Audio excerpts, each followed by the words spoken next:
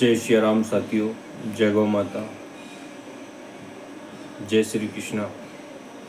आज साथियों, आज से मैं एक विचार रखना चाहता हूँ कि आज के इस समय में लोग सोचते होंगे कि यार ये पारस बैरागी को क्या आवश्यकता पड़ गई, इसको क्यों ये गौ माता की सेवा में जुटा हुआ है, क्यों इसने संगठन बनाया है, क्रांति युवा एकता महाअभियान भोपाल मध्य प्रदेश के नाम से संस्था बनाई है, उसका रजिस्ट्रेशन करवाया है, क्या आवश्यकता पड़ गई। मेरे युवा साथियों,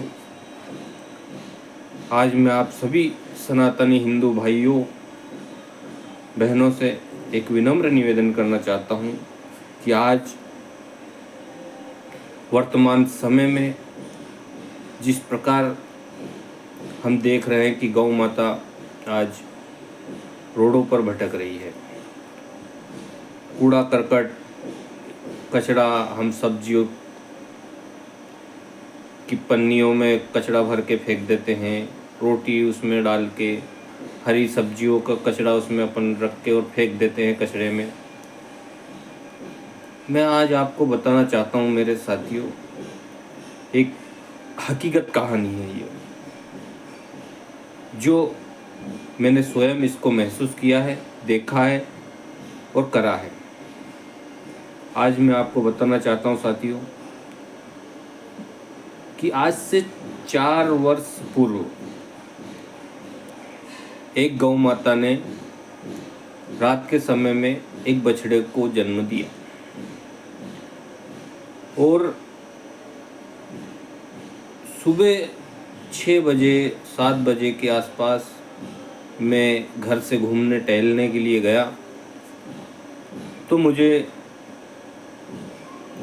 पता चला कि इस गैया ने रात में एक बछड़े को जन्म दिया, लेकिन अब सुबह हो चुकी, 6-7 बज गई सुबह की, लेकिन अभी तक इसका मालिक इसको लेने नहीं आया और उसके बछड़े की सुरक्षा वो गौ माता स्वयं कर रही है। किससे? कुत्तों से। कम से कम 8 से 10 कुत्ते उसके बछड़े को नोचने के लिए उसके आसपास घूम रहे हैं, लेकिन गौ माता अपनी जिद पर अड़ी हुई है और वो अपने बछड़े को सीने से लगाकर वो अपने पास रखे हैं और उन कुत्तों से रक्षा कर रही है। इतने में साथियों एक अंकल आते हैं और वो उसकी रक्षा कुछ समय तक उसकी करते हैं और कुत्तों को भगाते हैं। कुछ समय बाद मैं उस क्षेत्र से गुजर रहा होता हूँ। मैं टहलने के लिए सुबह सुबह गया था तो मुझे पता चला कि इस गैया ने बछड़े को जन्म दिया है, लेकिन इसका मालिक इसको लेने नहीं आ रहा। साथियों, वहाँ पे जो थे अंकल, उनसे मैंने कहा, अंकल जी किसकी गैया है, इसको कोई लेने नहीं आया अभी तक? बोले हाँ बेटा, अभी तक इसको लेने के लिए कोई नहीं आया और ये इसमें गैया ने रात को जन्म दिया बछड़े को।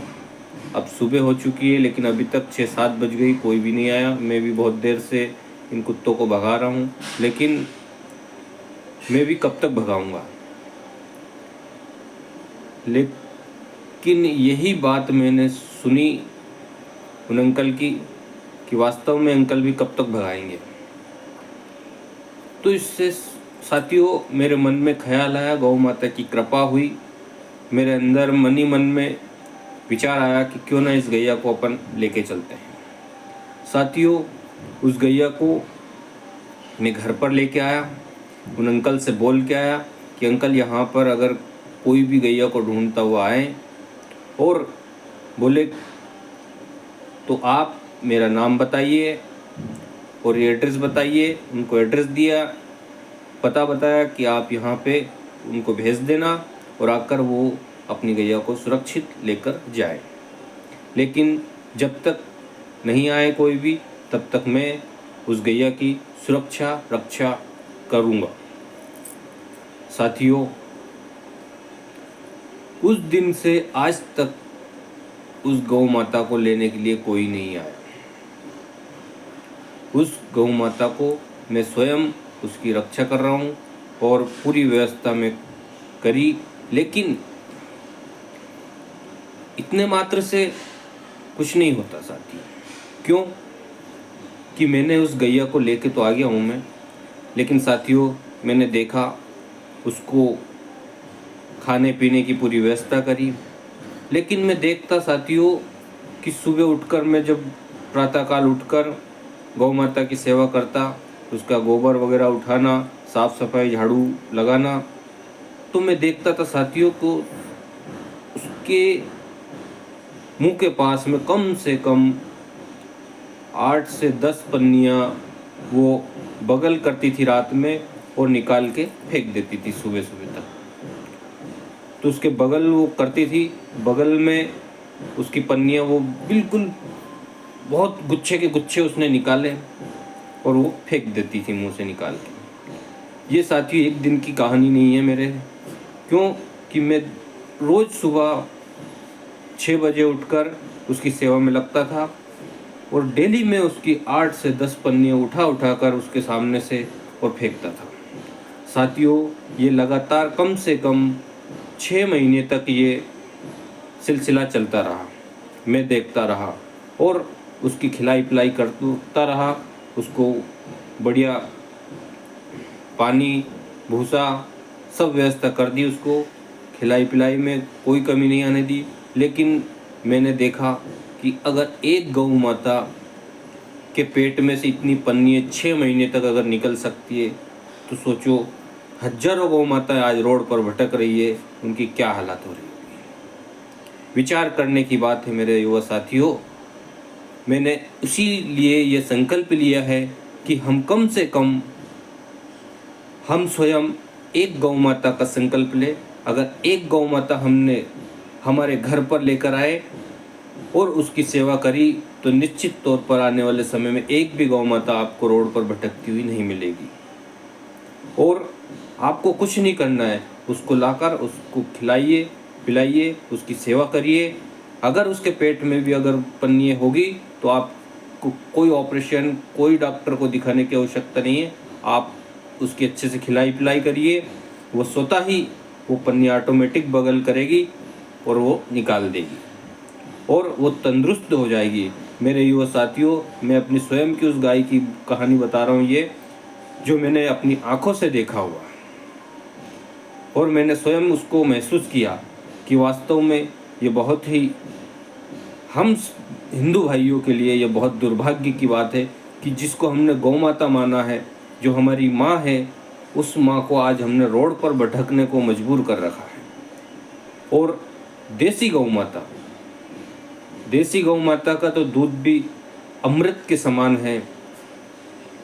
उसका अगर दूध भी हमें छोटे बच्चे को अगर पिला दे तो अमृत का काम करता है। इसीलिए मैं आप सभी युवा साथियों से एक विनम्र ये निवेदन करता हूँ कि कम से कम एक गौ माता तो हम पाल ही सकते हैं, और अगर नहीं पाल सकते हैं तो कोई दिक्कत नहीं है। आप अपने नज़दीक में जो भी गौशाला हो वहाँ पे आप सेवा दीजिए। एक गौ माता साल का जो भी खर्च हो आप अपनी तरफ से दीजिए। बाकी संस्थाएं गौशालाएं जो चला रही है वो संस्थाएं अपनी सब व्यवस्थाएं कर रही हैं। लेकिन अगर आप भी अपने नज़दीक की गौशाला में जाकर एक गौ माता का अगर संकल्प लेंगे तो मैं निश्चित तौर पर आपको ये बताना चाहूँगा साथियों कि एक भी गौ माता आपको ढूंढने से रोड पर नहीं मिलेगी। इसीलिए आप सभी उन गौशालाओं में जाकर उनको सहयोग कीजिए और एक गौ माता का संकल्प लीजिए। आप अपने घर पर रखिए और नहीं रख सकते हैं तो नज़दीक में जो गौशाला है उसमें आप जाकर अपनी सेवा दीजिए। तभी जब हम गौ माता को बचाएंगे, गौ माता बचेगी तो ही देश बचेगा। मेरे युवा साथियों, हम सभी के लिए ये गर्व की बात है कि गाय हमारी माता है। उस गौ माता के लिए हमें इतना सा संकल्प लेना होगा, क्योंकि इस दौर में लाखों करोड़ों रुपए लोग कमा रहे हैं, कोई कमी नहीं किसी के पास पैसे की, लेकिन हमें सिर्फ गौ माता के लिए थोड़ा इतना ज़रूर सोचना होगा कि सिर्फ एक गौ माता के लिए हमें संकल्प लेना होगा, और एक गौ माता का जो भी साल का खर्च होता है उस नज़दीक की गौशाला में प्रति वर्ष आपको वो सहयोग देना होगा। तो निश्चित तौर पर गौ माता भी बचेगी, राष्ट्र बचेगा, देश बचेगा। तभी हम हिंदू भाई सभी के लिए ये गर्व का विषय रहेगा। मैं आप सभी से इसीलिए पुनः आप सभी को बहुत बहुत धन्यवाद, बहुत बहुत आभार। जय गौ माता, जय श्री कृष्ण।